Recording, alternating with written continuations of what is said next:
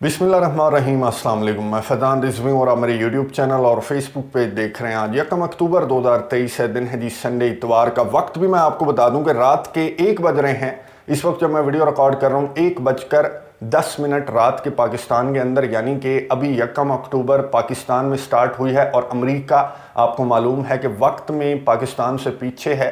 तो अमेरिका में अभी तक 1 अक्टूबर स्टार्ट होने में चंद घंटे बाकी हैं और अमेरिका के अंदर अभी 30 सितंबर की तारीख है। ये तारीख और वक्त मैं आपको इसलिए बता रहा हूं कि अमेरिका के लिए 30 सितंबर की तारीख बहुत ज़्यादा इंपॉर्टेंट हो चुकी है। अगर आज इत्तेफाक नहीं होता डेमोक्रेट्स और रिपब्लिकन्स के दरमियान, सेनेट और हाउस के दरमियान, अगर आज इत्तेफाक नहीं होता, आज से मुराद मेरी 30 सितंबर अमरीकी वक्त के मुताबिक मैं बात कर रहा हूं कि अगर कुछ इंपॉर्टेंट बातों पर, अगर कुछ इंपॉर्टेंट बिल्स पर आज इत्तेफाक नहीं होता तो फिर कल यानी कि 1 अक्टूबर को अमरीकी हुकूमत का ज़्यादातर काम, ज़्यादातर निज़ाम बंद हो जाएगा। यूएस गवर्नमेंट शट डाउन हो जाएगी। इसलिए पूरी दुनिया की नज़रें, बल्कि अमरीकियों की नज़रें यूएस कांग्रेस पर हैं, पूरी दुनिया की नज़रें अमेरिका पर हैं। दुनिया को तो छोड़ दें, यूक्रेन की नज़रें, यूक्रेन के सदर व्लादिमीर ज़ेलेंस्की ने तो ग्लासेस लगा लिए होंगे और वो देख रहे होंगे कि आज 30 सितंबर को अमेरिका की जो कांग्रेस है उसके अंदर क्या फैसला किया जाएगा। अब मैं आपको सिंपल लैंग्वेज के अंदर बताऊंगा कि यूएस गवर्नमेंट शटडाउन है क्या, इसका अमेरिका पर, अमेरिका की इकोनॉमी पर क्या असर पड़ेगा, पूरी दुनिया पर क्या असर पड़ेगा और यूक्रेन क्यों परेशान है। सबसे इंपॉर्टेंट सवाल ये है कि यूक्रेन क्यों परेशान है और क्यों ऐसी बातें की जा रही हैं कि अगर ये शटडाउन हो जाता है, अगर अमेरिकी गवर्नमेंट का काम, निज़ाम बंद हो जाता है कुछ दिनों के लिए, तो फिर यूक्रेन शिकस्त खा जाएगा, रशिया से यूक्रेन जंग हार जाएगा। सबसे पहले मैं आपको ये समझा दूं कि यूएस गवर्नमेंट शटडाउन है क्या।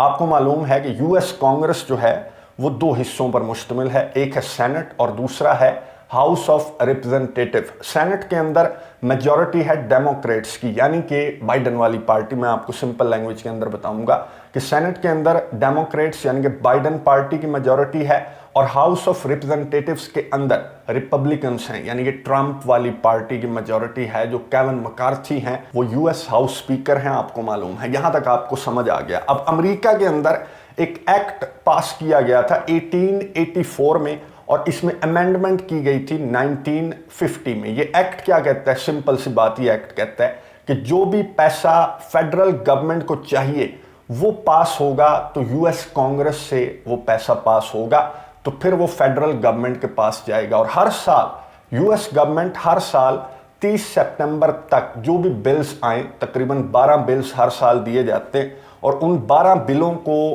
पास करना पड़ता है। यूएस कांग्रेस पास करती है और फिर वो फेडरल गवर्नमेंट के पास वो बिल चले जाते हैं पास होकर, साइन होकर। अब 12 बिल आए यूएस कांग्रेस के पास और यूएस कांग्रेस में आपको बता चुका हूं कि रंग बिरंगी सी यूएस कांग्रेस है। यहाँ पर सेनेट के अंदर डेमोक्रेट्स की मेजॉरिटी है और हाउस के अंदर रिपब्लिकन्स की मेजॉरिटी है। तो 12 के 12 बिल फंस गए। यहाँ पर ये 12 बिल अभी तक, जब मैं वीडियो रिकॉर्ड कर रहा हूँ तो इस वक्त तक ये बिल मंजूर नहीं हुए। यूएस हाउस से ये बिल मंजूर नहीं हुए और चंद घंटे बाकी रह गए हैं। इतनी ताखीर कभी नहीं हुई। वैसे अमेरिका के अंदर मैं आपको बता दूं कि दर्जन से ज़्यादा मरतबा शटडाउन अमेरिकी गवर्नमेंट कर चुकी है, तो इसमें कोई नई बात नहीं है। अमेरिकी गवर्नमेंट के शट डाउन करने का मतलब क्या है मैं आपको बता दूं कि जो एसेंशियल एम्प्लॉयज़ हैं उनको सैलरीज नहीं मिलती, बाकी उनका ऑपरेशन चलता रहता है। एसेंशियल एम्प्लॉयज़ में मिलिट्री भी आ जाती है, सिक्योरिटी इदारे आ जाते हैं, पुलिस वाले वगैरह।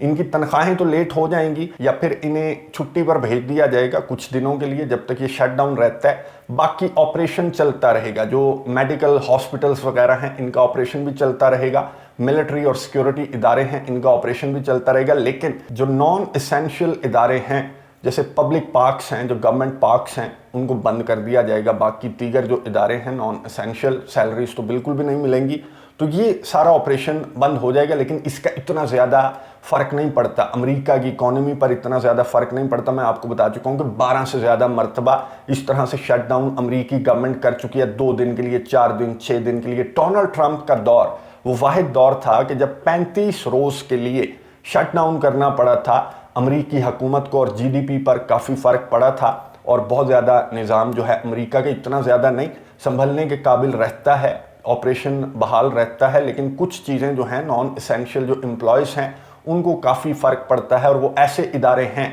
जैसे पार्क्स हैं, गवर्नमेंट के पार्क्स हैं, इनका इतना ज़्यादा तो नहीं कि अगर इन्हें बंद कर दिया जाए तो इतना ज़्यादा इकोनॉमी पर फ़र्क नहीं पड़ता। बहरहाल उस प्रेसिडेंट पर बहुत फ़र्क पड़ता है, उसकी रेप्यूट पर बहुत फ़र्क पड़ता है। और अमेरिका के सदर जो बाइडन के रेप्यूट आपको मालूम है कि पहले ही डामाडोल है यूक्रेन जंग की वजह से, इसलिए ये बिल्स पास होना अमेरिका के सदर जो बाइडन के लिए बहुत ज़्यादा ज़रूरी था। लेकिन ये बिल्स जाकर फंस गए, बहस स्टार्ट हो गई रिपब्लिकन्स और डेमोक्रेट्स के दरमियान, क्योंकि रिपब्लिकन्स और डेमोक्रेट्स ने सेनेट और हाउस ने, मैं आपको बता दूं कि मई के महीने में इनकी मीटिंग हुई थी। इन्होंने एग्रीमेंट एक साइन किया था, एक चीज़ पर इन्होंने इत्तेफाक किया था कि देखें अमेरिका पर कर्ज बढ़ रहा है और 2023 के साल में 2 ट्रिलियन हो गया बजट से ज़्यादा, और गुज़िश्ता साल जो 2022 का साल था उसमें बजट डेफिसिट जो है वो 1 ट्रिलियन था, यानी कि डबल हो गया। 2023 में खर्चे बहुत ज़्यादा बढ़ गए, अमेरिका पर कर्ज ज़्यादा बढ़ गए, तो इन्होंने इत्तेफाक किया सेनेट और हाउस ने कि भाई कंट्रोल करेंगे, बचत करेंगे और बिल ज़रा देख कर पास करेंगे। अब ये जो बिल आए हैं 12, इनमें से जो मोटा बिल है वो मैं आपको बता दूं कि वो बिल है यूक्रेन की मदद इमदाद का बिल। 24 बिलियन डॉलर्स का बिल है यूक्रेन की मदद इमदाद का बिल। और यही वो मोटा बिल है, मैं आपको अंदर की कहानी बता दूं कि यही वो मोटा बिल है जिस पर रिपब्लिकन्स को इतराज़ है, और इस वजह से ये बिल सारे के सारे जो 12 बिल्स हैं वो पास नहीं हुए। 30 सितंबर की तारीख आ गई। वैसे यूजुअली ये होता है कि 30 सितंबर से बहुत पहले बिल्स पास होकर भेज दिए जाते हैं और गवर्नमेंट का जो निज़ाम है वो चलता रहता है, लेकिन इस मरतबा ये 12 के 12 बिल रुक गए। इनमें से यूक्रेन का बिल बहुत ज़्यादा इंपॉर्टेंट है, और भी कुछ बिल हैं जो बहुत ज़्यादा खर्चा मांग रहे हैं, इसलिए रिपब्लिकन्स ने इन बिल्स को रोक लिया और अभी तक इन बिल्स को मंजूर नहीं किया गया। अब अगर आज भी अमरीकी वक्त के मुताबिक आज 30 सितंबर को भी ये बिल्स पास नहीं होते तो फिर मैंने आपको बता दिया कि ज़्यादा फ़र्क अमेरिका की इकोनॉमी पर भी नहीं पड़ेगा और ज़्यादा फ़र्क पूरी दुनिया पर भी, जो अमेरिका से ज़ाहिर है दुनिया लिंक करती है, अमेरिका सुपर पावर है इस दुनिया की, तो अमेरिका की इस शटडाउन का फ़र्क पूरी दुनिया पर भी एज सच नहीं पड़ने वाला, लेकिन यूक्रेन पर फ़र्क पड़ेगा क्योंकि इन 12 बिलों में से एक मोटा तगड़ा बिल जो है वो यूक्रेन की मदद इमदाद का बिल भी है। अब अमेरिका जोर लगा रहा है, जो बाइडन पार्टी है वो जोर लगा रही है, केविन मैकार्थी को, रिपब्लिकन्स को मनाने की कोशिश की जा रही है। केविन मैकार्थी जो यूएस हाउस स्पीकर हैं, उन्होंने कहा कि मेरी कुर्सी खतरे में पड़ती है तो पड़े, लेकिन मैं कुछ करूंगा, कोशिश करूंगा कि ये बिल्स मंजूर हो जाएं। लेकिन जो दीगर सेनेटर्स हैं या जो दीगर लॉ मेकर्स हैं, उन्होंने कहा कि हम केविन मैकार्थी को कुर्सी से उतार देंगे, हम ये बिल्स पास नहीं होने देंगे। शटडाउन में गवर्नमेंट जाती है तो जाए, हमें कोई फ़र्क नहीं पड़ता, लेकिन हम अपने मुल्क को दिवालिया नहीं होने देंगे। यानी कि इन अदर वर्ड्स वो ये कहना चाह रहे थे कि फालतू खर्चे बंद करो, यानी कि जो यूक्रेन को तुम भर भर कर मदद इमदाद प्रोवाइड कर रहे हो वो बंद करो। इसकी वजह से मुल्क कर्जों के अंदर डूबता जा रहा है। 2022 और 2023 को कंपेयर करें तो 1 ट्रिलियन डॉलर्स का फ़र्क है, बजट डेफिसिट है। इस वजह से इन 12 बिलों को रोक लिया गया है और इसकी वजह से मैं आपको बता दूं जो एक्सपर्ट्स हैं वो ये बातें भी कर रहे हैं। तो जो अमेरिका का ऑपरेशन है और अमेरिका की हुकूमत, जो मौजूदा हुकूमत है, उस पर क्या फ़र्क पड़ेगा। इसके अलावा ज़्यादा जो बातें हैं वो की जा रही हैं कि अगर ये बिल रुकते हैं और इसी तरह रिपब्लिकन्स को और डेमोक्रेट्स को, सेनेट को और हाउस को मनाने की कोशिश की जा रही है कि एक बात याद रखो कि अगर ये बिल्स रुक जाते हैं तो फिर यूक्रेन जंग हार गया। इसका मतलब ये है कि अमेरिका रशिया से जंग हार गया, क्योंकि यूक्रेन को अगर अमेरिका की मदद नहीं मिलेगी तो फिर यूक्रेन सरवाइव नहीं कर सकता। और इस तरह की खबरें यूक्रेन से भी सामने आ रही हैं कि यूक्रेन की नज़रें लगी हुई हैं अमेरिका के इस फैसले के ऊपर कि अमेरिका के हाउस की जानिब से क्या फ़ैसला किया जाता है, क्या हमारे बिल को पास किया जाएगा या फिर हमारे बिल की वजह से बाकी जो 11 बिल्स हैं उनको भी रोक लिया जाएगा। जो रिपब्लिकन्स हैं, मैं आपको याद करवा दूं कि डोनाल्ड ट्रंप के दौर में जो 35 रोज़ का शटडाउन हुआ था, जो ऑपरेशंस बंद हो गए थे डोनाल्ड ट्रंप की हुकूमत में, गवर्नमेंट के, उसकी वजह ये थी कि डोनाल्ड ट्रंप यूएस कांग्रेस से चाहते थे कि वो एक बिल मंजूर करे जो कि मैक्सिको के खिलाफ था, लेकिन यूएस कांग्रेस ने कैटेगोरिकली कहा कि ये बिल अगर निकाल दो तो हमें कोई एतराज़ नहीं है, हम बाकी बिल्स पास कर देंगे, लेकिन इस बिल पर जो मैक्सिको के खिलाफ आपने इकदाम करने हैं, इस बिल पर हमें बहुत ज़्यादा एतराज़ है। तो यहाँ पर भी यही सीन रिपीट किया जा सकता है। जो रिपब्लिकन्स हैं, जो केविन मैकार्थी हैं, उनकी जानिब से जो बाइडन को कहा जा सकता है कि यूक्रेन का बिल निकाल दो, बाकी बिलों पर इत्तेफाक कर लेते हैं, तो बाकी बिलों पर इत्तेफाक हो भी सकता है। लेकिन असल जो मसला है, असल जो फड्डा है, वो इसी बिल का है, जो 24 बिलियन डॉलर्स का बिल है यूक्रेन का।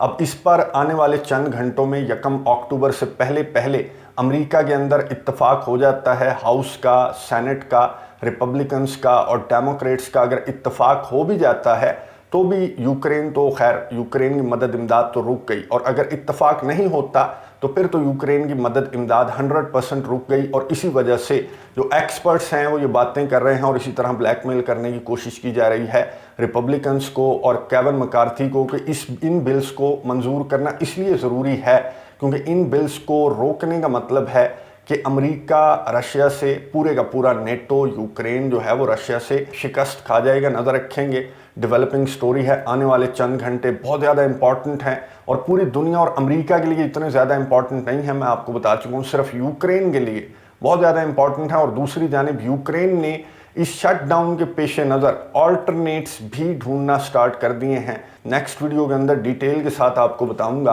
कि अगर ये शटडाउन होता है या फिर इत्तेफाक की सूरत में यूक्रेन का बिल निकालकर साइड पर फेंक दिया जाता है तो उस सूरत में यूक्रेन के सदर व्लादिमीर ज़ेलेंस्की किस तरह के ऑल्टरनेट्स, किस तरह के ऑप्शंस यूक्रेन के सदर के पास बाकी बचेंगे।